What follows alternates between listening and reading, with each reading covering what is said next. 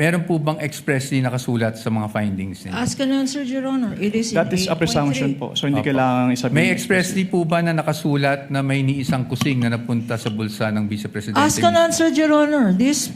wait, don't answer. Uy.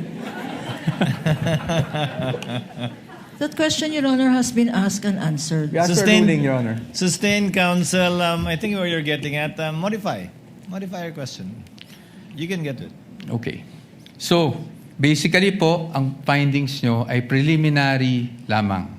Wala pong any conclusive finding pa as to any misappropriation. Yun lang po ang tanong ko.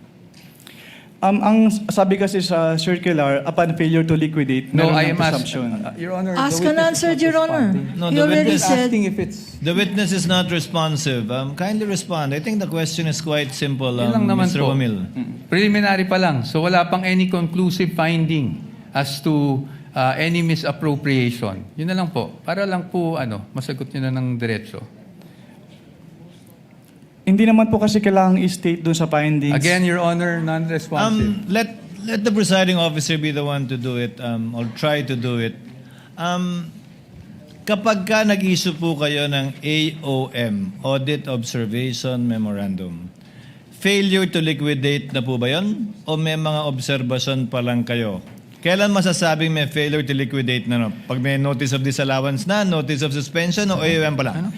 Nakalagay po kasi sa joint circular, Your Honor, under 8.3, failure to liquidate by the accountable officer upon due demand shall be a prima facie evidence. Opo, again, Mr. Wamila, yung pag-issue niyo po ba ng AOM, pasok na sa failure to liquidate upon due demand o hindi pa po?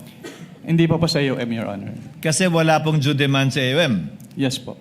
At masasabi mo rin bang wala pang failure to liquidate? O meron na? Pag sa AOM po wala, pero pag sa NS po, since meron ng first issuance which is considered as demand, so meron na po sa NS. So, As per siya. AOM wala pa. Pag NS, meron ng demand at Opo. meron ng failure to liquidate. Opo, since sa AOM po, nire-require na silang i-justify and i-submit yung mga documents na hindi nila na-submit. Pero sa AOM, wala pa nga ganun. Yes po, Your Honor. Okay.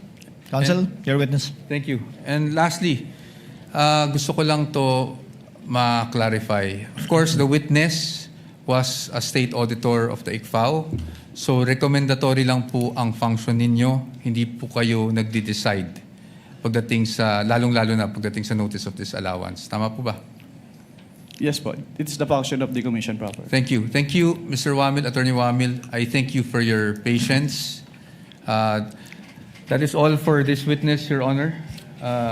Thank Unless you, there's anything counsel for respondent. Redirect, if any, counsel for the panel of prosecutors. Yes, Your Honor, with your permission. Counsel may proceed Few with her questions redirect. on the redirect. Mr. Witness, tinanong sa'yo ng counsel for the respondent kung meron kang special training para mag-audit ng confidential funds. Kailangan ba ng special training para mag-audit ng confidential funds? No, ma'am. Hindi. Hindi po. Okay. At ang basehan mo, sinabi mo, when you answered is, ang basehan mo ay itong joint circular. Yes. Okay. Now,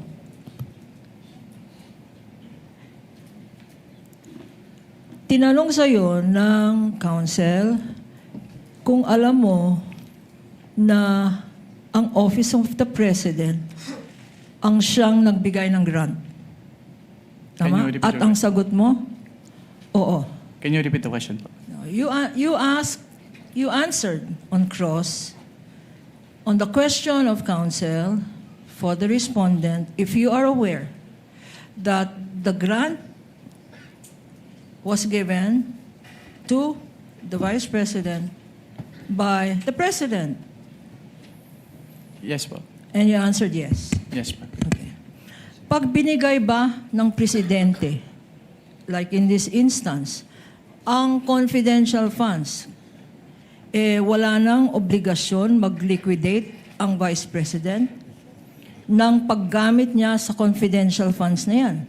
Meron po. Meron po pa siyang rin obligation to liquidate. obligasyon.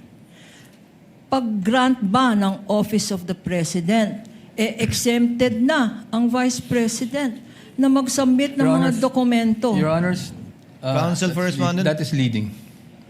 Redirect, Your Honor. This counsel opened Not the door. covered by cross, even, Your Honor. Yung Your Honor, exemption. counsel opened the door. Counsel opened the door to this line of questioning because he said a grant was given by the President. Objection is overruled. Witness may answer if he knows. Kung alam mo, Mr. Wamil, pakisagot po yung tanong ni Attorney Kapunan. Can you repeat the question, ma'am?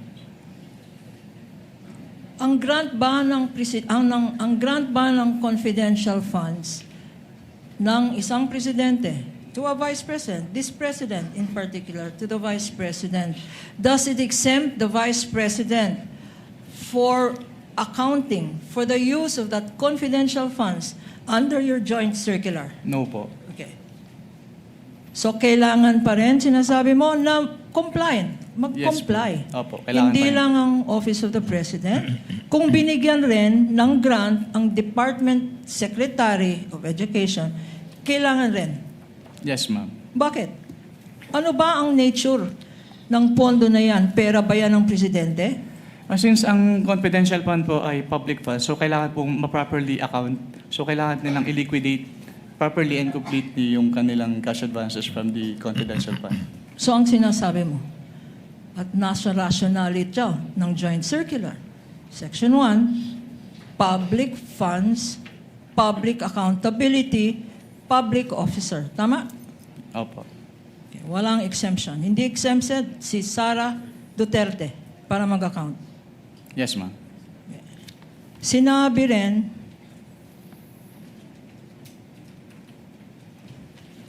Counsel for the Vice President also said, the Vice President also said, tinanong ka tungkol sa ano ba yung accrual method of accounting. Pakiulit, ano yung accrual method? So under the accrual method po, the expenses is recorded upon incurrence and not upon payment po. Okay. Allowed ba itong accrual method of accounting sa pag-evaluate ng confidential funds? No, ma'am, kasi kailangan po talagang binayaran yung expenses po. Okay. So, hindi pwedeng accrual, parang lista. Opo, Tama? hindi po pwedeng lista. Hindi pwedeng lista-lista. Kung binayaran, dapat cash out. Yes, ma'am. Tama? At Opo. kung cash out, dapat may resibo. Tama? Yes, ma'am. Opo. So, hindi pwede ang accrual. Mr. Witness, okay, tinanong rin sa'yo, itong utilization of confidential funds. Nakalagay, utilization of confidential funds. Tinanong sa'yo ng counsel, hindi ba dapat confidential rin?